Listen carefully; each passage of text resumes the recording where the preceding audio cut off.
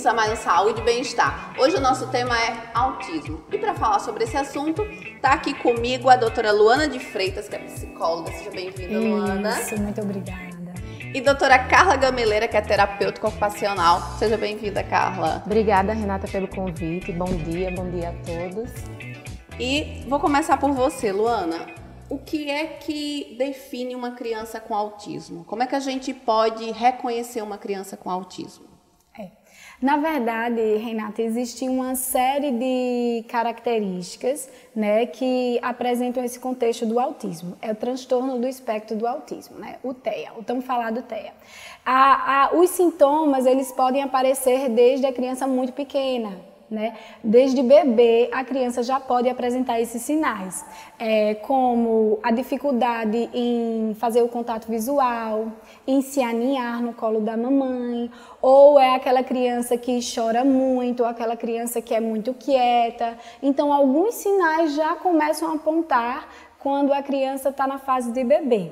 E posteriormente, né, os pais começam a identificar alguns atrasos no desenvolvimento, né? O primeiro atraso que a família ela começa a desconfiar que alguma coisa está errado é a questão da comunicação, né, da linguagem. Geralmente uma criança que ela apresenta atrasos na comunicação verbal. E é um atraso mesmo, não é? Porque eu já conheci crianças com mais de 2 anos que não falava ainda. Isso. E tem autistas que não desenvolvem a fala, que passam por toda a sua vida e não chegam a se comunicar verbalmente, né? Então, assim, tem alguns que conseguem adquirir a comunicação verbal, né? Mas sempre apresentando algum tipo de prejuízo nessa comunicação. E outros sintomas, como alterações no comportamento. Geralmente, os pais eles têm muita dificuldade, né, nessa questão do comportamento. Ou crianças que apresentam baixa tolerância à frustração, que a gente chama, né? Que elas se comportam de forma agressiva quando recebem um não, ou autoagressiva, né? Tem crianças que elas se mordem, batem a cabeça na parede, enfim. Tem uma série de características que são apresentadas dentro do transtorno. Algumas crianças elas apresentam algumas específicas, né, e outras não vão apresentar tantas, mas todas dentro do espectro. E assim, é importante ressaltar que a interação social vai ser a principal característica, o principal sintoma, né? Para identificar a criança, que a gente fala assim, pode ser desde bebê, são sinais de risco daquela criança estar dentro... Elas não conseguem interagir. A forma de interagir visualmente, ou então a questão da comunicação, como bem a doutora Luana colocou, né, tem uma defasagem, tem uma dificuldade, né, dessa criança interagir, ela interage de uma forma diferente. Então, os sinais, né, são mais aparentes em relação à interação social, principalmente. Isso.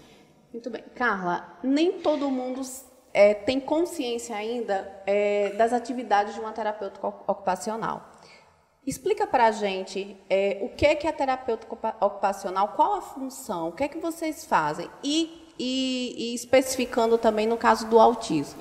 Bom, o terapeuta ocupacional é um profissional da área de reabilitação, né? Ele é uma profissão que já tem um bom tempo, apesar do desconhecimento. Ela surgiu nos Estados Unidos no pós-guerra, com soldados que vinham da guerra e pelos horrores da guerra, né? Com deficiências, com os traumas, e não estavam mais capacitadas para a atividade, para o cotidiano, como eles eram anteriormente. Então, eles estavam ou com deficiências físicas, ou mentais, ou intelectuais. Então, a profissão terapia ocupacional surgiu nesse contexto. Então, a gente trabalha principalmente com a questão funcional, reabilitar esse indivíduo às suas atividades que ele realizava antes, né? E a gente divide essas atividades em atividades de vida diária, que é o nosso autocuidado, nossa higiene, a alimentação, né? O cuidar da casa, né? Coisas que a gente faz até no automático, né? De forma sem perceber, sem se dar conta da importância. Que às vezes a gente é o instinto de sobrevivência, né? Que em algumas situações, no caso do autismo, eles não conseguem fazer. No caso do autismo, por exemplo, a criança com TEA, uma das características é a desordem de processamento sensorial, né? Estima-se que 60% a 70% das crianças dentro do espectro, elas tenham desordem de processamento sensorial. O que viria a ser isso? É a integração dos nossos sentidos, né? Nós temos os sentidos, né? Olfato, paladar, visão, enfim. E tem outros dois, que é o sistema vestibular e o proprioceptivo. O vestibular está relacionado ao equilíbrio, né? O equilíbrio no nosso corpo, e a propriocepção está relacionada às sensações que a gente sente através da pele e das articulações.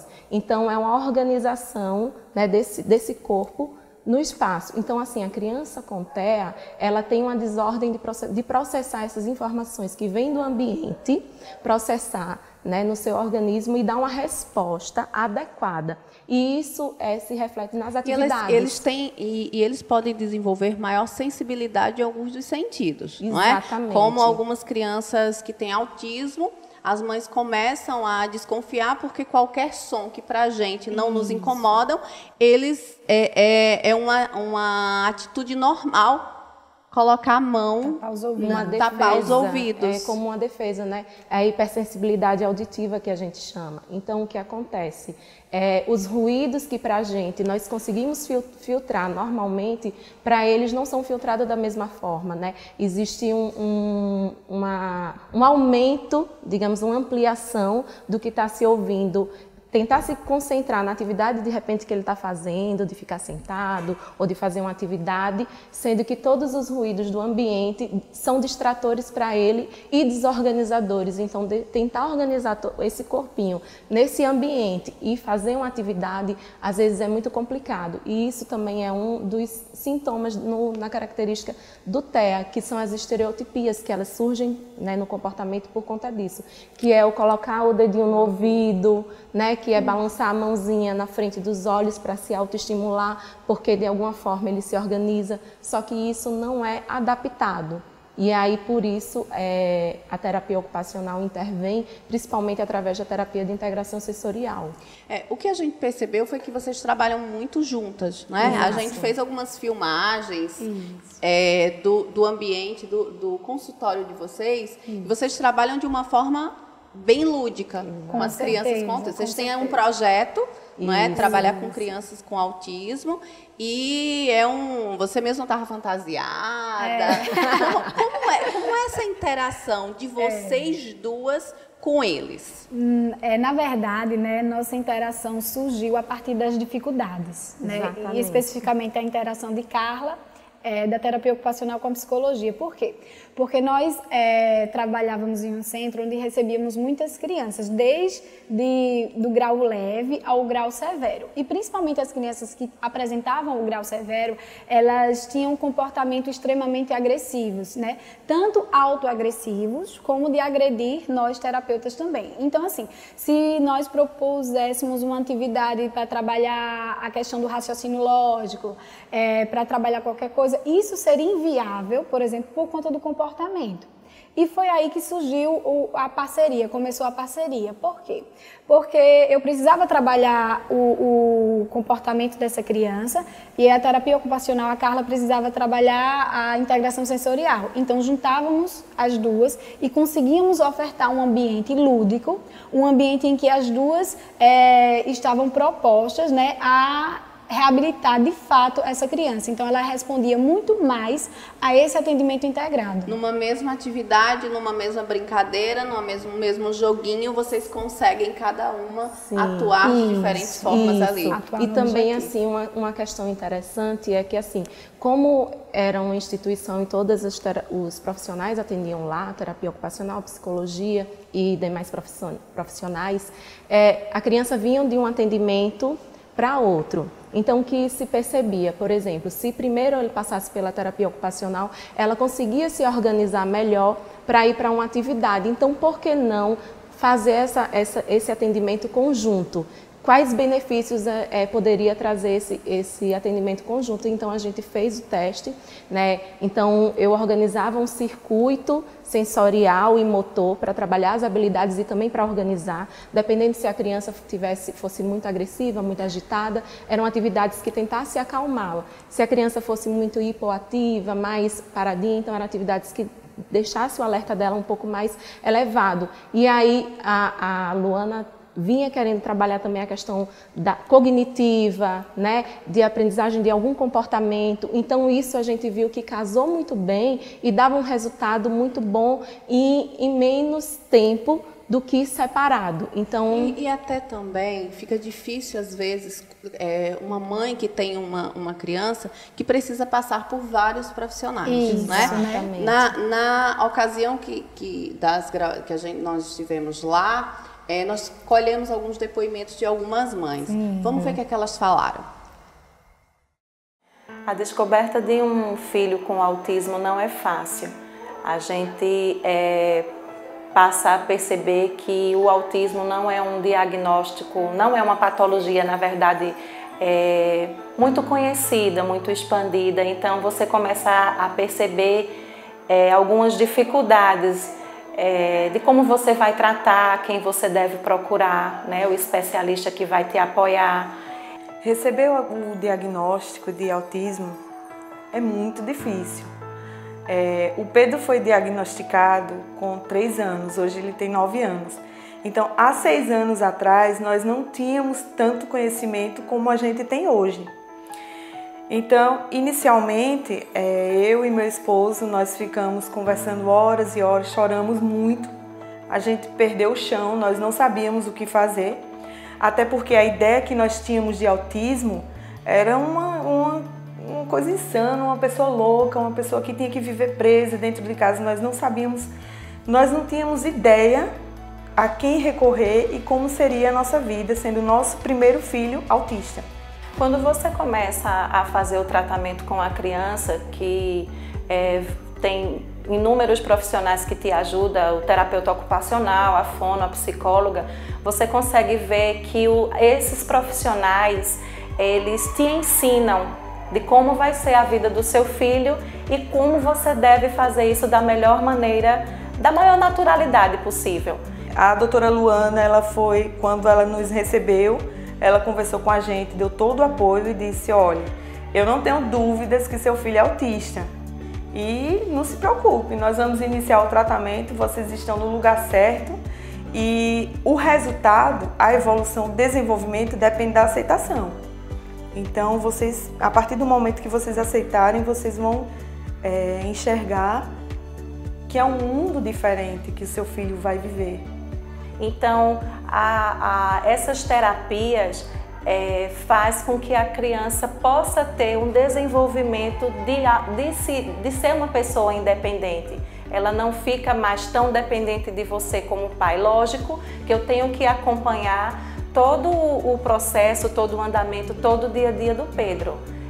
Mas as conquistas que ele tem hoje com 11 anos de idade, desde os 3 que ele faz terapia, é inexplicável, é um maior prazer ele tá com esse desenvolvimento atualmente.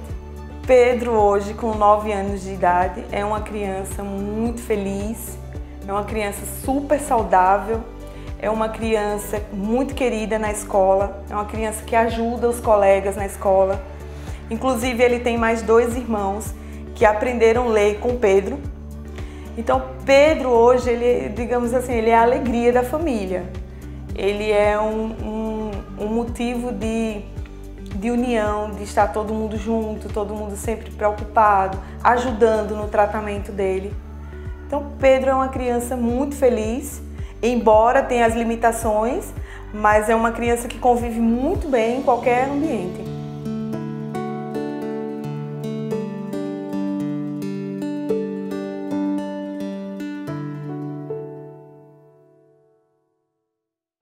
Queria agradecer a Andréia e a Angélica, a mãe dos Pedros, pelo depoimento. E, meninas, o que a gente observa, lógico, é aquele primeiro impacto do diagnóstico. Sim. Elas falam da importância do trabalho da terapia ocupacional, da psicóloga, quanto que os meninos evoluíram. Mas elas falaram da escola, especificamente. E uma abordou da dificuldade que tem com relação ao Pedro, na escola, e a outra já falou que a escola foi um dos veículos que a levou a procurar ajuda. Na época, Pedro não é um menino diferente dos outros. Então, a própria escola aconselhou. Como é que vocês veem isso hoje? As escolas preparadas, as escolas estão se preparando ou elas ainda são uma exceção? Olha, o que acontece? Hoje é lei, né, que a criança com transtorno do espectro autismo, ela tem que estar no ensino regular. Então, isso é um fator positivo, porque, de certa forma, forçou as escolas a se prepararem para receber essas crianças.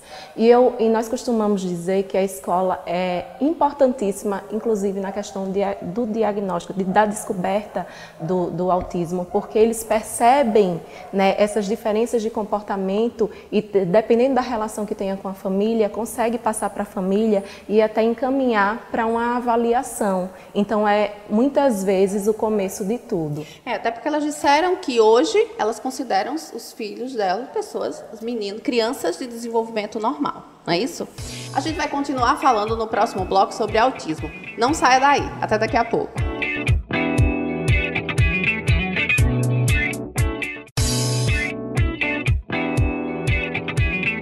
Estamos de volta com mais Saúde e Bem-Estar e hoje aqui comigo falando sobre autismo, a doutora Luana de Freitas, que é psicóloga, a doutora Carla Gameleira, que é terapeuta ocupacional. Meninas, eu tomei um café com o doutor Flávio Santana, que vocês conhecem. A gente falou um pouquinho sobre o diagnóstico e aí ele falou da importância da equipe multidisciplinar no momento do diagnóstico. Vamos conferir como foi esse café.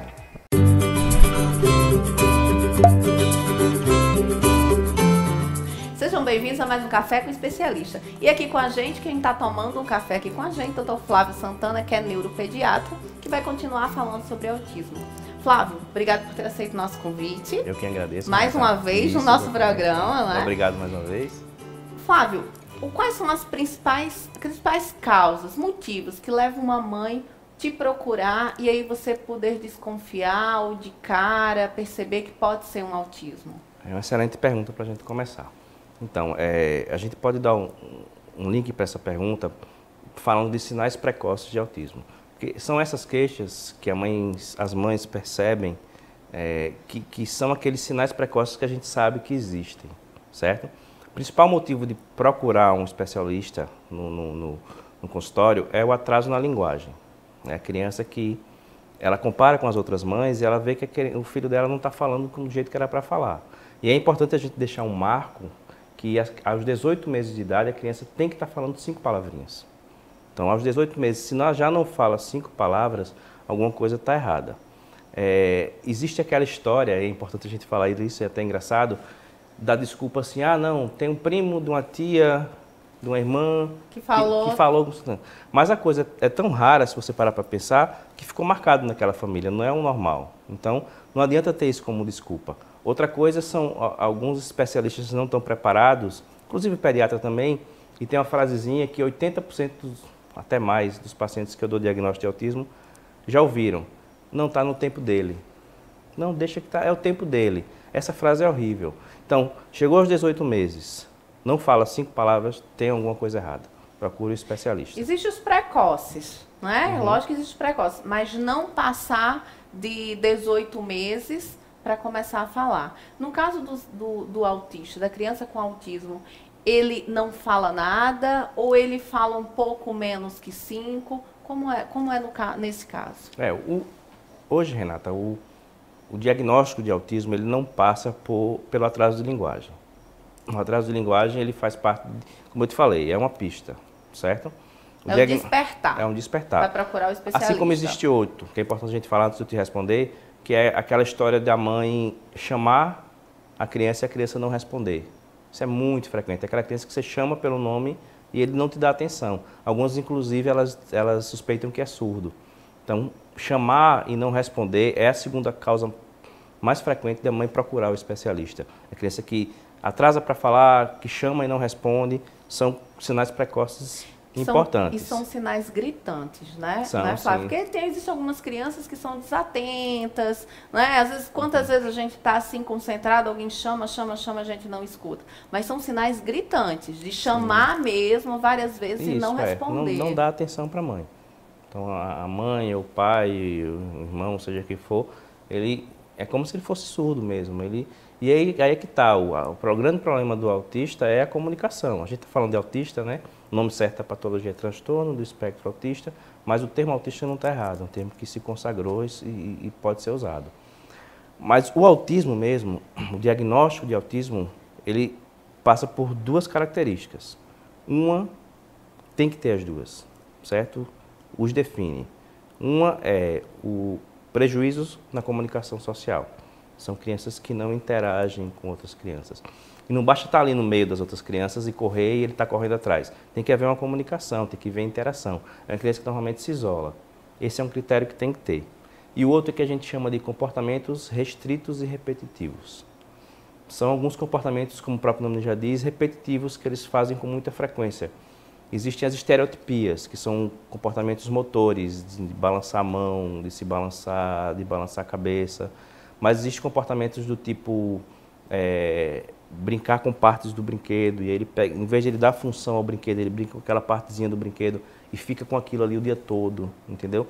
Então, quando começa a aparecer algum comportamento muito repetitivo, muito restrito, associado a uma dificuldade de interação social, a gente fecha o diagnóstico, certo? E aí, esse diagnóstico, não existe um exame específico para ele, não é, Flávio? Exatamente, isso é importantíssimo. Tem mãe que chega no consultório, porque na verdade é muito mais fácil você dar um diagnóstico com um exame na mão. Um exame de imagem, uma ressonância, Isso, alguma coisa do tipo. É mais concreto a coisa, né? Já o autismo, como alguns outros distúrbios neuropsiquiátricos, são critérios clínicos. São critérios bem definidos, bem estudados, mas são critérios clínicos. É importante a gente falar aqui que para um pediatra, para outro médico, de um modo geral, dar o diagnóstico de autismo é difícil. É bem difícil. Para a gente, neuropediatra, não é difícil. Raros casos que, claro, a gente precisa do apoio multidisciplinar, né? Mas são raros casos que a gente erra ou que a gente não acerta exatamente. Para outro especialista é difícil, para a gente não é. Então, na dúvida, procure o especialista, certo? Porque o especialista ele vai saber conduzir bem. E aí a gente fala da importância desse diagnóstico precoce, né? A gente pode falar até mais na frente também, mas com relação ao tratamento, quanto mais cedo se descobre um diagnóstico, melhor a chance dessa criança ser mais funcional possível. Como tudo, né? Quanto mais cedo, sim. mais chance de você ter um tratamento melhor, um prognóstico melhor. Com relação a causas, eu conversei com algumas mães e elas relataram algumas situações durante a gestação. Uma, em especial, me disse que foi para um determinado médico, um pediatra, e ele disse assim, esse susto que na sua gestação foi o que causou o autismo. Existe alguma relação com problemas durante a gestação e alguma ligação com o autismo? Então, causas de autismo, né? É um tema bastante polêmico, é um tema bastante, além de polêmico, bastante estudado. Hoje se estuda muito isso. O que é que a gente sabe com relação à causa de autismo? Que tem um componente genético e existe um componente ambiental, certo? Esse componente genético já está muito mais bem estudado. A gente sabe que existem vários genes responsáveis, não é um gene só. Já foram descobertos cerca de 100 genes que podem estar alterados, mas pode ter até muito mais, fala-se 1.000 e 2.000 genes. Então, aí acontece, esse gene, durante a sua formação, durante a formação do cérebro, esses genes eles são mal formados, vamos falar assim, e tem falhas, né? São genes com falhas e são genes responsáveis pela comunicação entre os neurônios. É isso que a gente sabe. Então, que existem genes responsáveis pela comunicação entre os neurônios que estão falhando, certo? E aí, existem 3 grupos de falhas genéticas, vamos falar assim.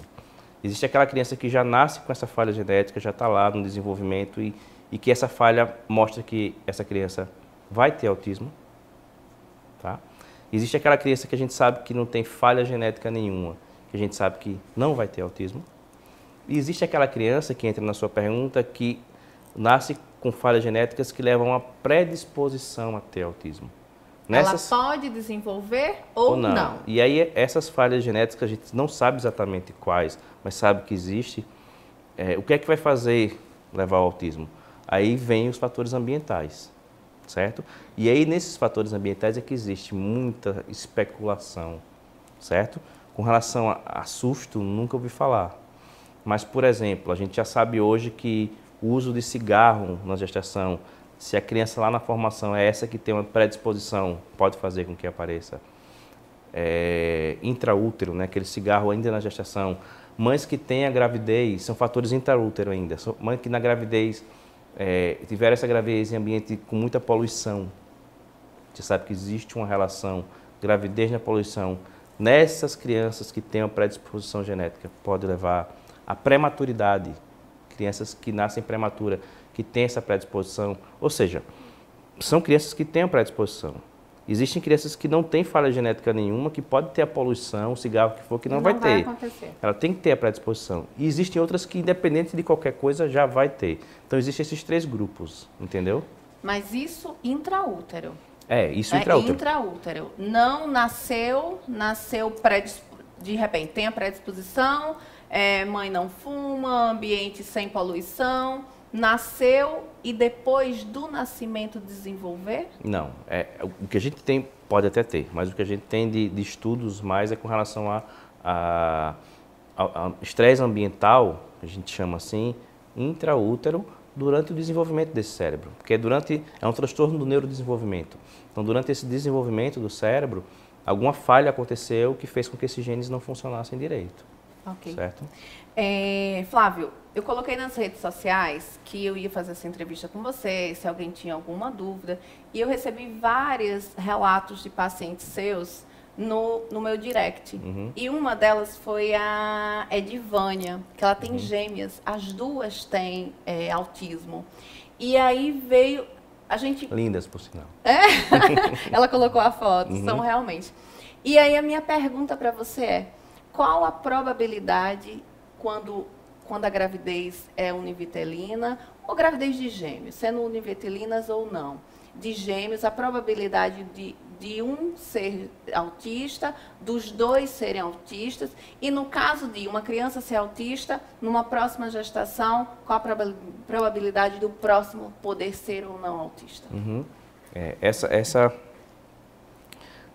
probabilidade de irmãos gêmeos terem a mesma doença, a gente chama de herdabilidade.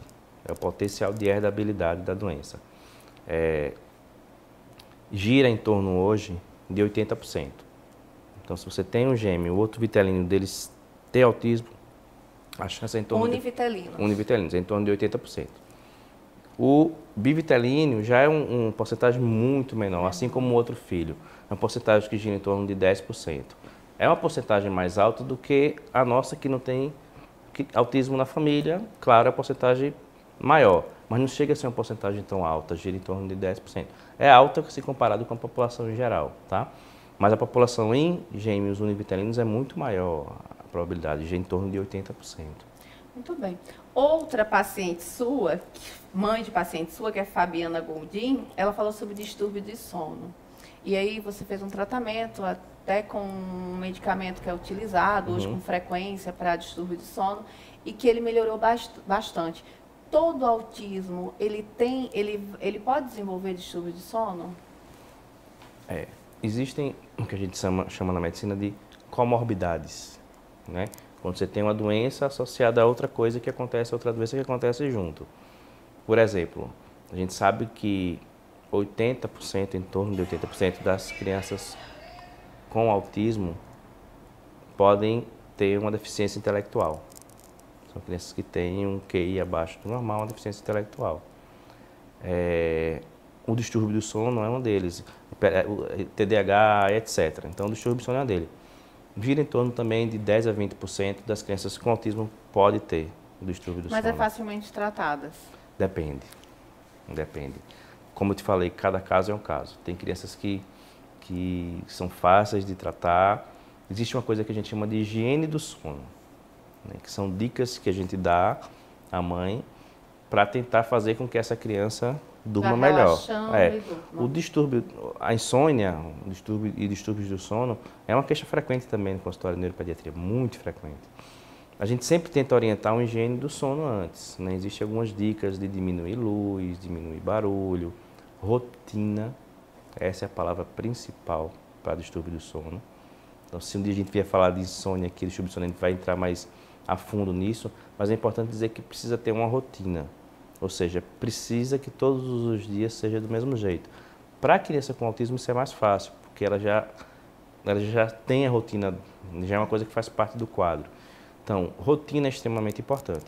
E aí, quando a gente tenta insistentemente higiene do sono e não consegue, a gente começa a ter que ter como arma algumas medicações, onde existem algumas que são até mais naturais e que têm tido efeito muito bom, um resultado muito bom.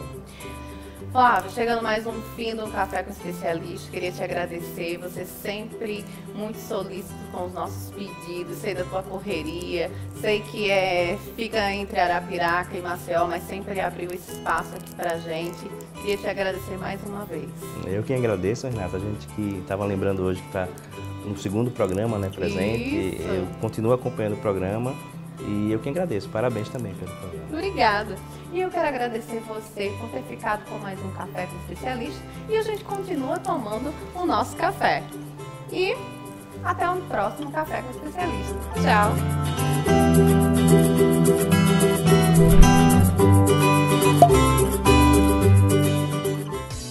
Meninas, a Edvânia, que é a mãe daquelas gêmeas que a gente comentou no café, ela nos mandou uma pergunta. Então, a pergunta dela foi a seguinte: em algum momento da vida delas, elas podem passar por algum processo de regressão, tipo voltar a viver em isolamento? Isso pode acontecer? Elas evoluírem bem e mais na frente, até na adolescência, ter uma regressão? Sim, na verdade isso pode de fato acontecer, né? Como qualquer criança que é acometida por um transtorno sério, durante a terapia, algum momento de trauma familiar, né, ou uma situação até não identificada, que a família, que a escola acabam não identificando essa situação, pode acontecer que a criança ela regrida no comportamento. Por isso que é importante essa família estar preparada para lidar com essa criança, né? Nós que estamos trabalhando na área e também orientamos constantemente aos pais ou os responsáveis que sempre observe seu filho, sempre analise cada comportamento dele, né? Porque eles estão mais adaptados para conhecer o seu filho, para lidar com o seu filho, do que até nós terapeutas. Por isso é uma parceria, né? As terapias com a família. Mais tempo, né? E quando eu falei na adolescência, puberdade, porque qualquer criança nessa idade, fase da ela vida. pode de repente estar passando por por questões emocionais, às E vezes tem da até própria idade. Isso, e tem até a questão hormonal, Isso, né? da questão Até do as questões hormonais que acabam alterando o comportamento de qualquer adolescente neurotípico, né? Quem dirá uma criança que tenha TEA. Então, isso pode de fato acontecer. Para isso, é necessário que os pais procurem ajuda, né? Se estavam na terapia, mas a criança teve alta, estava bem, retorna, né, a terapia, ou então faz algo para que esse comportamento ele venha a melhorar. Muito bem, a gente vai para o intervalo comercial e no próximo bloco vai ser o Yair Doutor. Aquele bloco que as pessoas nas ruas fazem as perguntas pra gente aqui no cenário. Até daqui a pouco, não saia daí.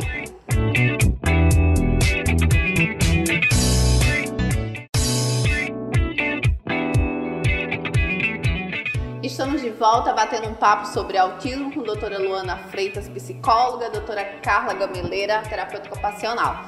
E agora a gente vai começar com o quadro Yair Doutor. As pessoas nas ruas vão fazer as perguntas aqui para elas no estúdio. Vamos ver qual foi a primeira pergunta. Uma criança que é muito inteligente, mesmo sem frequentar a escola, que não consegue se relacionar com outras crianças, pode ser um autista? Inteligência é algo que as mães inicialmente pensam que os seus filhos não vão ser normais. E a gente viu nos relatos delas que os meninos têm inteligência normal de qualquer criança. A gente nota, às vezes, que algumas crianças autistas, como é que elas têm um QI a mais, né? Então, nós temos casos de autistas famosos, como Bill Gates, Albert Einstein. Mas respondendo a pergunta dela, isso pode levar pode ser o início de se desconfiar que uma criança ela pode ter um autismo? Olha só, Renata, é bem interessante isso que você trouxe, porque inicialmente, né, quando começou as pesquisas sobre autismo, falava-se que todo autista era um savante, ou seja, que tem um QI realmente, de fato, acima da média. Mas ver que não é a maioria das crianças. Hoje se vê que a maioria das crianças podem apresentar um QI dentro do normal ou até um nível cognitivo rebaixado, né? Então, assim, é claro que quando a criança ela apresenta uma inteligência, que a gente chama, na verdade, uma habilidade para determinada coisa, né? Os pais eles ficam mais conformados porque torna essa habilidade, né, como um processo de autonomia para ela. No entanto, não é o que acontece de fato, né? Algumas crianças elas apresentam dificuldades de adaptação, algumas crianças têm um nível cognitivo rebaixado, que se autoagride, que tem dificuldade em usar o banheiro, em se vestir, entre outras dificuldades. Então, não necessariamente uma pessoa com TEA ela tenha um alto QI. Como você falou, pode ser bem variável, isso, né? Ela exatamente. Pode ou não. Ou não. Muito bem. Vamos para a segunda pergunta. Uma criança com autismo pode frequentar uma escola normal? Olha a escola, mais uma vez, sendo debatida aqui. Bom, não só pode, como deve frequentar a escola. É extremamente importante que todas as crianças, independente de diagnóstico, frequentem a escola para ajudarem no seu desenvolvimento e na aprendizagem, né? O ambiente escolar, principalmente para a criança com TEA, é extremamente importante para ajudar no desenvolvimento da questão de interação social. Além de ser um benefício para a criança com TEA, também é para o seu entorno, né? Para as pessoas que vão estar convivendo com ela. Até porque na sala que tiver uma criança que exija uma atenção maior, tem que ter um professor a mais, não é isso? Não necessariamente. É lei, sim, que a criança que necessite de um professor auxiliar, ele tenha direito, tenha acesso a isso, independente da escola ser pública ou particular. Porém, isso vai ser avaliado pela escola, por um pedagogo, se aquela criança ela tem condições de desenvolver suas atividades acadêmicas sozinha ou se ela realmente precisa de alguém para auxiliar nessas atividades, né? Que bom. Vamos ver então qual será a nossa próxima pergunta. Todos os autistas são iguais? Então, iguais, eu acho que com relação a sintomas, características, isso, né? Exatamente. E olha só, Renata, nós, enquanto seres humanos, não somos iguais, quem dirá pessoas com TEA, né? Claro que não. Mas no transtorno do espectro do autismo especificamente, ele varia de grau leve, moderado a severo. E esses graus, eles vão dizendo a característica de cada um. Por exemplo, nós tínhamos crianças que falavam inglês durante o atendimento e outras que, se deixasse só, se matava de tanto bater a cabeça na parede. Então, é claro que são extremos, então variam também as características, né? Algumas crianças, elas podem ter a rotina muito fixa, se apegar muito à rotina, a lugares, às roupas, a pessoas, e outras crianças não, ter essa característica mais leve, né? Pelo contrário, ser mais comunicativa, e ambas serem autistas. Essa foi uma característica que eu vi lá com os Pedros. Sim, né? Então sim. eu perguntei para as mães o que a gente pode perguntar para eles. Então, um dos Pedros, eu conversando com eles, eu dizia assim, eu disse à mãe que eu ia perguntar, vou perguntar do que ele gosta de brincar. Aí ela disse, não pergunta isso, porque ele não vai saber formular, de responder. Mas já o outro Pedro, ela pergunta, pergunta do que ele gosta de brincar, como é o nome do cachorro dele, quantos irmãos ele tem. Então, tinha duas crianças ali no mesmo tratamento, mas com graus diferentes. E o interessante é que a criança que não conseguia responder, por exemplo, do que gosta de brincar, mas cognitivamente na escola ele tem um bom desempenho. E a outra que fala mais sobre o brincar, sobre a interação, na escola pode não ter um desempenho tão bom. Então, assim, realmente essas características elas variam de criança para criança. Por isso, até que tratamento ele precisa ser adaptado àquela criança. Eu não posso pegar um tratamento de reabilitação e dizer, olha, você tem que se adequar a esse tratamento. Não, eu preciso conhecer aquela criança, o que ela gosta, o que ela não gosta, formular um vínculo com ela, para depois a gente começar a melhorar alguns aspectos da vida dela. Muito bem. Ok. Vamos para a nossa última pergunta. Que direito uma pessoa com autismo tem? Então, Carla, eu queria que você respondesse essa pergunta e estendesse um pouquinho mais. No caso de uma mãe que leva e traz o filho para os tratamentos, ela tem direitos também, tipo passagem de ônibus? Olha, em 27 de dezembro de 2012 foi sancionada uma lei, a Lei 12.769, Lei de Berenice Piana, que é a lei de proteção às pessoas com transtorno do espectro autista. Então, o que consiste essa lei? A pessoa com TEA também é considerada pessoa com deficiência. E como pessoa com deficiência, ela tem direito a todos os direitos que uma pessoa com deficiência também tem. E também a nossa Constituição de 88 que nos protege, né? Tanto a questão dos direitos sociais, o direito a transporte, o direito ao tratamento, né, à saúde, o direito de participar de forma igualitária no processo educacional e demais direitos. Então, assim, é importante que a família, por exemplo, quando tiver alguma dúvida, no seu local de tratamento pode conversar com a assistente social, que vai ser a pessoa mais indicada para orientá-la.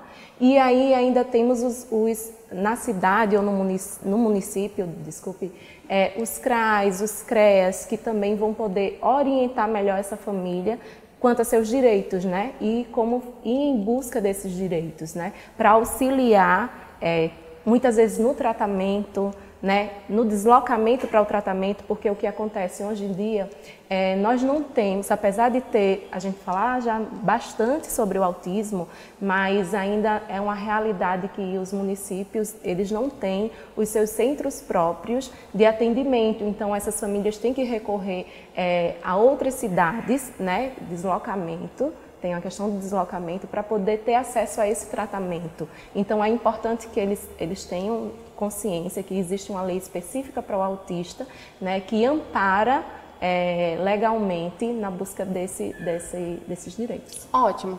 E meninas, a gente está chegando ao final do programa, mas antes da gente finalizar, eu queria que vocês falassem um pouquinho sobre esse projeto tão bonito que vocês têm, que envolve a criança com autismo e que é de forma voluntária.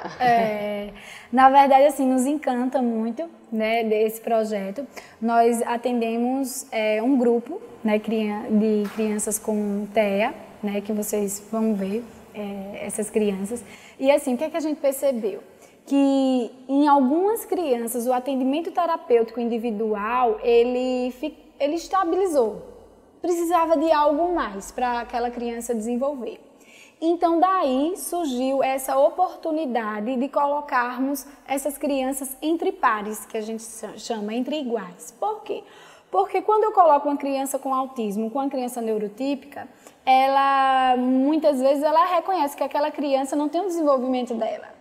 Né? Então ela se sente inferior e no grupo não. No grupo dessas crianças, elas veem que o colega tem dificuldade, tenta ajudar o colega, é muito interessante, e reconhece a sua dificuldade no colega. E aí tenta superar esses desafios. É assim, nós trabalhamos questão de alimentação, da autonomia, né? Dos sentimentos, da expressão de sentimentos, isso tudo em grupo e através de oficinas lúdicas, né? E isso tem, na verdade, tendo uma grande evolução, né? As mães, a família, a escola fala sobre a evolução que essas crianças apresentaram depois do acompanhamento em grupo. E assim, é interessante ressaltar que o uso da cultura, o uso da arte como um veículo também para estimular a criança. A gente falou aqui da questão dos sintomas, das características, de questões sensoriais. Então, assim, através de atividades artísticas, culturais, a gente consegue, através do cotidiano, estimular essas crianças a elas superarem as dificuldades que elas têm, né, a melhorar, potencializarem os potenciais, porque elas também têm potencial, né? Não só dificuldade, tem potencial também, e isso de forma lúdica e entre pares, né? Um auxilia o outro a partir do estímulo, e aí surge também uma amizade, né? A gente fala tanto da questão da criança com TEA ter uma dificuldade na interação social, e vocês puderam perceber que eles estabeleceram um vínculo de amizade. Quando um falta, o outro lembra de quem faltou, e assim, a gente conseguiu inclusive fazer com que as crianças apresentassem, construíssem todo o musical Aquarela, por isso que o nome do grupo é Grupo Aquarela, né, daquela música do Toquinho. E eles construíram os recursos, eles pintaram. Então, assim, se alguém tinha aversão a alguma textura, eles pegaram em tinta, eles pintaram, eles cortaram. Se tem dificuldade de cortar, né, de usar o lápis para pintar uma pinça mais pobre, eles conseguiram, através das atividades que tinham um objetivo e tinham um contexto, treinar também essas funções motoras, funções sociais, questões emocionais, e se apresentaram num ambiente extremamente ruidoso, que é um teatro, né? Com diversos distratores, e eles conseguiram se concentrar naquela atividade que eles tinham, porque teve um significado para eles. Então é importante também entender isso, que existe um significado. Então, quando o terapeuta ele forma um vínculo com a criança no atendimento, ele precisa também fazer atividades que sejam significativas para a criança, né? Isso. Meninas, eu queria primeiro parabenizá-las. Eu estive lá, assisti um pouquinho do momento de vocês com eles e fiquei muito encantada. E queria agradecer por vocês terem ficado um pouquinho do sábado de vocês aqui com a gente, falando de um tema tão importante que é o autismo. Muito obrigada por vocês duas. A gente é que agradece, Renata, por estar falando sobre esse tema aqui, e que as pessoas parem para ouvir, né, para reconhecer, quem sabe, uma criança. Mais uma vez, menos preconceito. Isso, exatamente. É um prazer enorme. Nós que agradecemos muitíssimo a oportunidade, né, e a oportunidade de mostrar esse trabalho também, que assim nos gratifica muito, é muito, muito, muito, muito bom mesmo. Muito bem. E eu queria agradecer a você por ter ficado mais um sábado aqui com a gente no Saúde e Bem-Estar. Então, convido você para o próximo programa, sábado que vem. Tchau, até a próxima.